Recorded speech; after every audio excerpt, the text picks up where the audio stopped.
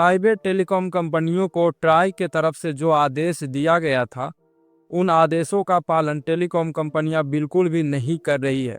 दरअसल टेलीकॉम कंपनियों ने साफ साफ कह दिया है कि ये जो रूल लाया गया है ये किसी काम का रूल नहीं है, क्योंकि यदि इस रूल को हम फॉलो करेंगे, ओनली कॉल्स और ओनली जो एसएमएस वाले पैक्स है उसको लॉन्च करेंगे, तो जो 2G मुक्त भारत का सपना है वो पूरी तरह से चकनाचूर हो जाएगा और यहाँ पे लोग फिर से 2G को ज़्यादा इस्तेमाल करने लगेंगे।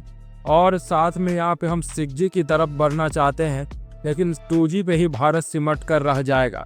इसलिए भारत को 6G की ओर लेके जाना है, डिजिटल इंडिया की तरफ लेके जाना है, तो हमें यहाँ पे ऐसे प्लान्स को अवॉइड करना चाहिए जो कि 2G यूजर्स के लिए ज़्यादा बेनिफिशियल साबित हो सकते हैं। अब अगला जो खबर निकल कर आ रहा है दोस्तों, वो आ रहा है VPN यूजर्स के लिए। यदि आप में से कोई भी VPN का यूज करते हैं तो अब आप सावधान हो जाइए। VPN का यूज करने के बाद भी यदि आप किसी प्रकार का कुछ उल्टा सीधा काम करते हुए नजर आते हैं तो आपको आसानी से अब पकड़ा जा सकेगा, क्योंकि इंडिया के अंदर एक नया रूल आ चुका है कि जितने भी VPN कंपनियां भारत के अंदर अपना सर्विस दे रही है, उनको अपने यूजर का जो डिटेल है उसको कम से कम 4-5 साल के लिए स्टोर करके रखना होगा। ऐसा नहीं है कि आप VPN यूज कर रहे हैं तो आपके बारे में अब कंपनियों को कुछ पता नहीं होगा। जो भी कंपनी इस नियम का उल्लंघन करती है, यदि कोई भी कंपनी ऐसा करती है कि आप VPN यूज करते हैं और आपके बारे में वो डिटेल नहीं रखती है, तो ऐसे में वो सभी कंपनियों को इंडिया में बैन कर दिया जाएगा और इंडिया में आपको गूगल प्ले स्टोर पे या फिर ऐप स्टोर पे वो सभी VPN ऐप्स देखने को नहीं मिलेंगे। तो इसीलिए आप सावधान हो जाइए। गूगल प्ले स्टोर पे जितने भी अब VPN ऐप्स अवेलेबल होंगे या एप्पल के ऐप स्टोर पे इंडिया में अवेलेबल होंगे, वो सभी VPN ऐप्स आपका जो डिटेल है उसको स्टोर करके अब रखने वाले हैं। इसीलिए अब जब भी आप VPN का यूज कीजिएगा तो सोच समझ के कीजिएगा। अब अगला जो खबर निकल कर आ रहा है वो आ रहा है स्टारलिंक के तरफ से। स्टारलिंक इंटरनेट का यूज काफ़ी ज़्यादा मात्रा में इंडिया के अंदर हो रहा है। अब आप सोच रहे होंगे कि इंडिया के अंदर तो उसका सर्विस ही नहीं है, तो फिर ये कैसे यूज हो रहा है। तो ये कैसे यूज हो रहा है ये तो मुझे नहीं पता, लेकिन अभी हाल ही में खबर आया है कि काफ़ी ज़्यादा स्मगलर्स लोग जो है वो स्टारलिंक इंटरनेट का उपयोग इलीगल काम के लिए कर रहे हैं। एक जगह नहीं, कई जगह ऐसे खबर इंडिया के अंदर देखने को मिल रहे हैं, जबकि अभी तक इंडिया के अंदर स्टारलिंक इंटरनेट आया भी नहीं है। तो इस कारण से जो गवर्नमेंट है काफ़ी ज़्यादा असमंजस में है कि जब ये नहीं आया है तो ये हाल है, यदि ये इंडिया में लॉन्च हो जाएगा तो कितना ज़्यादा इलीगल काम इंडिया के अंदर होने लगेंगे। इस कारण से आप लोगों के लिए काफ़ी ज़्यादा बुरा खबर ये आ रहा है कि स्टारलिंक को इंडिया में आने में अभी काफ़ी समय लग सकता है, या फिर हो सकता है कि गवर्नमेंट इसको कम्प्लीटली बैन ही कर दे। दोस्तों अगला जो खबर निकल कर आ रहा है वो आ रहा है ज्ञान थेरेपी के चैनल से। आप लोगों को पता होगा कि हमारे यूट्यूब के जगत में जो भी टेक्नोलॉजी रिलेटेड वीडियो बनाते हैं, स्मार्टफोन के अनबॉक्सिंग करते हैं, उनमें सबसे जो जेन्युइन वीडियो होता है वो ज्ञान थेरेपी का ही होता है। लेकिन इसके बावजूद ज्ञान थेरेपी इतना सही काम कर रहे हैं, इसके बावजूद इनका जो दूसरा चैनल है GT+, जिसपे ज़्यादा ये वर्क भी नहीं करते हैं, उस पे यूट्यूब ने इनवैलिड क्लिक के नाम से इनके चैनल को डीमोनेटाइज कर दिया है। यानी कि इनके चैनल पे जो एड्स आएंगे उनका पैसा अब खुद यूट्यूब रखेगा। अब ज्ञान थेरेपी को यानी राकेश भाई को उसका एक भी पैसा नहीं दिया जाएगा। तो यहाँ पे सोचने वाला बात है दोस्तों कि जिस चैनल पे ज्ञान थेरेपी कुछ भी ज़्यादा वर्क भी नहीं करते हैं, ज़्यादा ध्यान भी नहीं देते हैं, उस पे इनवैलिड क्लिक करवाने का सवाल ही पैदा नहीं होता है। लेकिन यूट्यूब क्या सोचकर क्यों ऐसा कर रहा है इसका कोई भी जानकारी अभी हमारे पास नहीं आई है। लेकिन आप सबसे रिक्वेस्ट है कि ज्ञान थेरेपी का यदि GT+ चैनल के रिलेटेड आपने यूट्यूब इंडिया को अब तक टैग नहीं किया है तो ज़रूर टैग कीजिए और उनसे रिक्वेस्ट कीजिए कि इस पे दोबारा विचार किया जाए, क्योंकि ज्ञान थेरेपी जैसे जो यूट्यूबर्स हैं वो ऐसा कभी नहीं कर सकते हैं और उनके जैसे यूट्यूबर्स के काफ़ी ज़्यादा इंडिया के अंदर नीड है।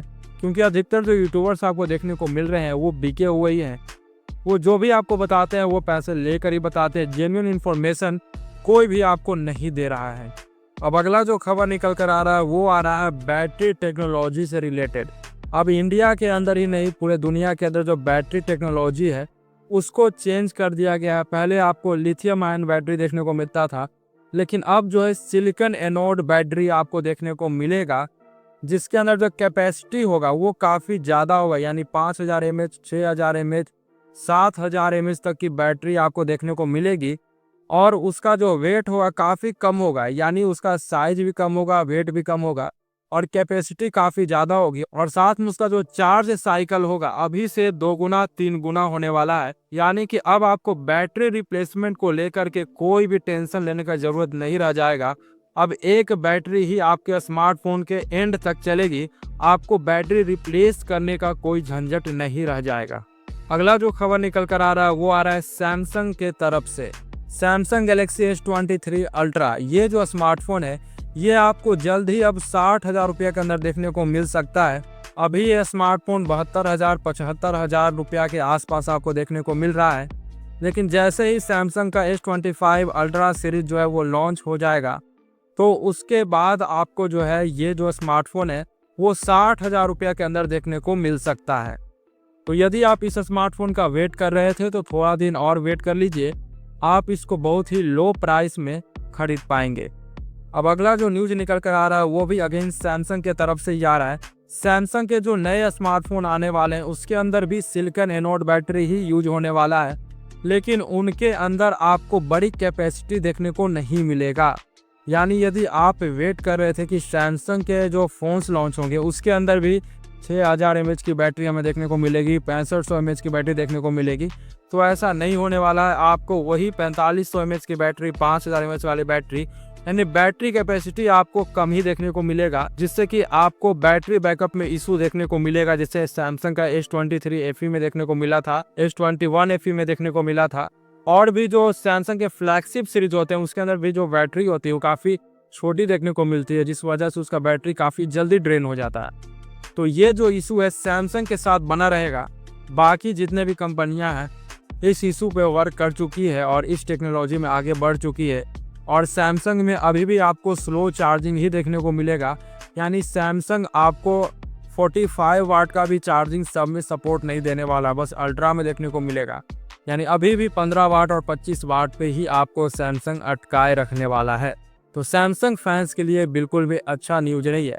सैमसंग को भी अब आगे बढ़ना चाहिए, उनको भी बड़ी बैटरी वाला स्मार्टफोन लॉन्च करना चाहिए। फास्ट चार्जिंग एटलीस्ट 65 वाट का तो देना ही चाहिए। बाकी देखते हैं सैमसंग आगे क्या करती है। जो भी खबर होगा इस चैनल पे आपको देखने को मिल जाएगा। और आज का ये टेक न्यूज कैसा लगा आप हमें बता दीजिएगा। इसी तरह का टेक न्यूज हम लाते रहेंगे। तब तक के लिए धन्यवाद आप सभी का।